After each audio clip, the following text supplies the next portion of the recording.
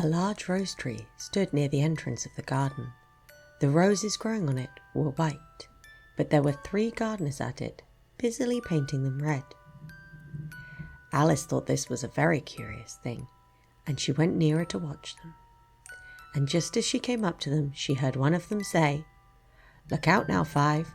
Don't go splashing paint over me like that." "I couldn't help it," said 5 in a sulky tone. "7 jogged my elbow." On which 7 looked up and said, "That's right, 5. Always lay the blame on others." "You'd better not talk," said 5. "I heard the Queen say only yesterday you deserve to be beheaded." "What for?" said the one who had spoken first. "That's none of your business, 2, said 7. "Yes, it is his business," said 5, "and I'll tell him. It was for bringing the cook tulip roots instead of onions." 7 flung down his brush and had just begun. "Well, of all the unjust things," when his eyes chanced to fall upon Alice, as she stood watching them, and he checked himself suddenly. The others looked round also, and all of them bowed low. "Would you tell me," said Alice a little timidly, "why you are painting those roses?" 5 and 7 said nothing, but looked at 2. 2 began in a low voice.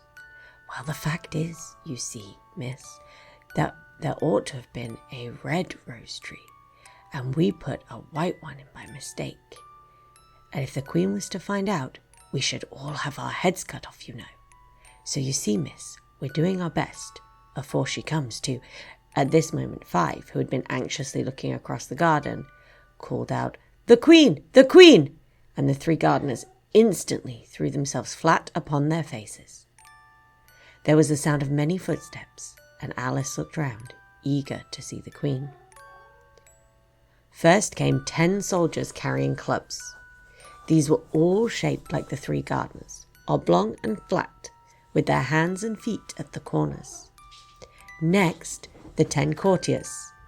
These were ornamented all over with diamonds and walked 2 and 2, as the soldiers did. After these came the royal children. There were 10 of them, and the little dears came jumping merrily along hand in couples. They were all ornamented with hearts. Next came the guests, mostly kings and queens, and among them Alice recognized the White Rabbit. It was talking in a hurried, nervous manner, smiling at everything that was said, and went by without noticing her. Then followed the Knave of Hearts, carrying the king's crown on a crimson velvet cushion.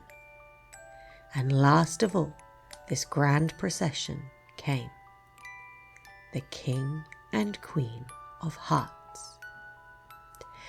Alice was rather doubtful whether she ought not to lie down on her face like the 3 gardeners, but she could not remember ever having heard of such a rule at processions.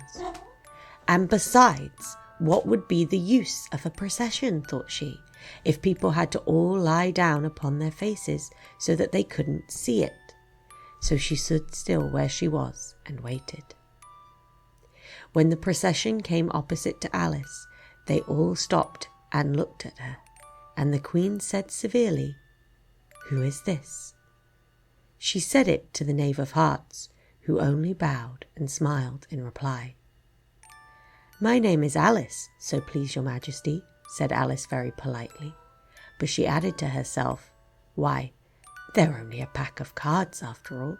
I needn't be afraid of them." "And who are these?" said the Queen, pointing to the 3 gardeners who were lying around the rose tree. For you see, as they were lying on their faces, and the pattern on their backs was the same as the rest of the pack, she could not tell whether they were gardeners, or soldiers, or courtiers, or 3 of her own children. "How should I know?" said Alice, surprised at her own courage. "It's no business of mine." The Queen turned crimson with fury, and after glaring at her for a moment like a wild beast, screamed, "Off with her head! Off!" "Nonsense," said Alice very loudly and decidedly, and the Queen was silent. The King laid his hand upon her arm and timidly said, Consider, my dear, she is only a child." The Queen turned angrily away from him and said to the knave, "Turn them over." The knave did so, very carefully with one foot. "Get up," said the Queen in a shrill, loud voice, and the 3 gardeners instantly jumped up and began bowing to the King, the Queen, the royal children, and everybody else. "Leave off that," screamed the Queen. "You make me giddy." And then, turning to the rose tree, she went on, "What have you been doing here?" "May it please your Majesty," said two, in a very humble tone, going down on one knee as he spoke. "We were trying—" "I see," said the Queen, who had meanwhile been examining the roses. "Off with their heads!" And the procession moved on, 3 of the soldiers remaining behind to execute the unfortunate gardeners, who ran to Alice for protection. "You shan't be beheaded," said Alice, and she put them into a large flower pot that stood near. The soldiers wandered around for a minute or two looking for them, and then quietly marched off after the others. "Are their heads off?" shouted the Queen. "Their heads are gone, if it please your Majesty," the soldiers shouted in reply. "That's right," shouted the Queen. "Can you play croquet?"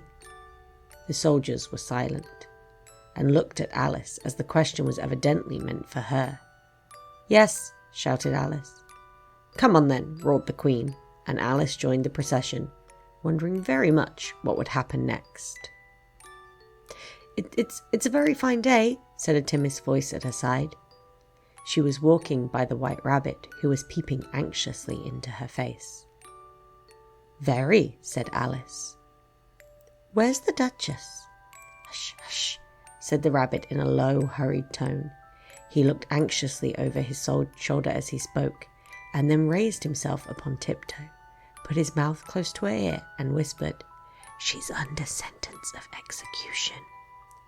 "What for?" said Alice. "Did you say what a pity?" the Rabbit asked. "No, I didn't," said Alice. "I don't think it is all a pity. I said what for." "She boxed the Queen's ears," the Rabbit began, and Alice gave a little scream of laughter. "Oh, hush," the Rabbit whispered in a frightened tone. "The Queen will hear you.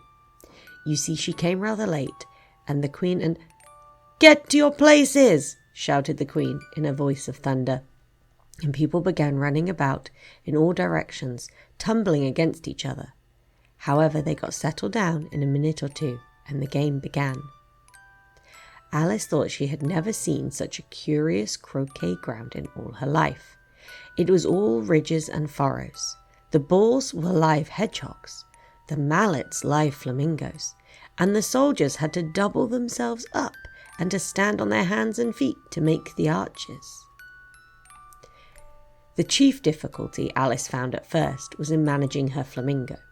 She succeeded in getting its body tucked away comfortably enough under her arm, with its legs hanging down, but generally, just as she had got its neck nicely straightened out and was going to give the hedgehog a blow with its head, it would twist itself round and look up at her face with such a puzzled expression that she could not help bursting out laughing. And when she had got its head down and was going to begin again, it was very provoking to find that the hedgehog had unrolled itself and was in the act of crawling away. Besides all this, there was generally a ridge or a furrow in the way whenever she wanted to send the hedgehog to, and as the doubled-up soldiers were always getting up and walking off to other parts of the ground, Alice came to the conclusion that it was a very difficult game indeed. The players all played at once without waiting for turns, quarrelling all the while and fighting for the hedgehogs, and in very short time the Queen was in furious passion and went stamping about, shouting off with his head or off with her head about once a minute. Alice began to feel very uneasy, to be sure. She had not yet had any dispute with the Queen, but she knew it might happen any minute. And then, thought she, what would become of me? They're dreadfully fond of beheading people here. The great wonder is that there's anyone left alive. She was looking about for some way of escape and wondering whether she could get away without being seen, when she noticed a curious appearance in the air. It puzzled her very much at first, but after watching it a minute or two, she made it out to be a grin, and she said to herself, "It's the Cheshire Cat. Now I shall have someone to talk to." "How are you getting on?" said the cat, as soon as there was mouth enough for it to speak with. Alice waited until the eyes appeared and then nodded. It's no use speaking to it, she thought, till its ears have come, or at least one of them. In another minute the whole head appeared, and Alice put down her flamingo and began an account of the game, feeling very glad she had someone to listen to her. The cat seemed to think that there was enough of it now in sight, and no more of it appeared. "I don't think they play at all fairly," Alice began in a rather complaining tone, "and they all quarrel so dreadfully one can't hear oneself speak. And they don't seem to have any rules in particular. At least, if there are, nobody attends to them, and you've no idea how confusing it is, all the things being alive. For instance, there's the arch I've got to go through next, walking about at the other end of the ground. And I should have croqueted the Queen's hedgehog just now, only it ran away when it saw mine coming."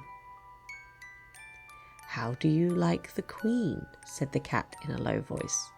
"Not at all," said Alice. "She's extremely—" Just then she noticed the Queen was close behind her listening, so she went on, "Likely to win, that it's hardly worth while finishing the game." The Queen smiled and passed on.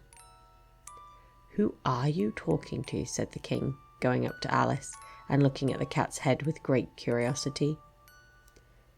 "It's a friend of mine, a Cheshire Cat," said Alice. "Allow me to introduce it." "I don't like the look of it at all," said the King. "However, it may kiss my hand if it likes." "I'd rather not," the cat remarked. "Don't be impertinent," said the King, "and don't look at me like that." He got behind Alice as he spoke. "A cat may look at a king," said Alice. "I've read that in some book, but I don't remember where." "Well, it must be removed," said the King very decidedly, and he called the Queen, who was passing at that moment. "My dear, I wish you would have this cat removed." The Queen had only one way of settling all difficulties, great or small. "Off with his head," she said, without even looking round. "I'll fetch the executioner myself," said the King eagerly, and he hurried off. Alice thought she might as well go back and see how the game was going on, as she heard the Queen's voice in the distance, screaming with passion.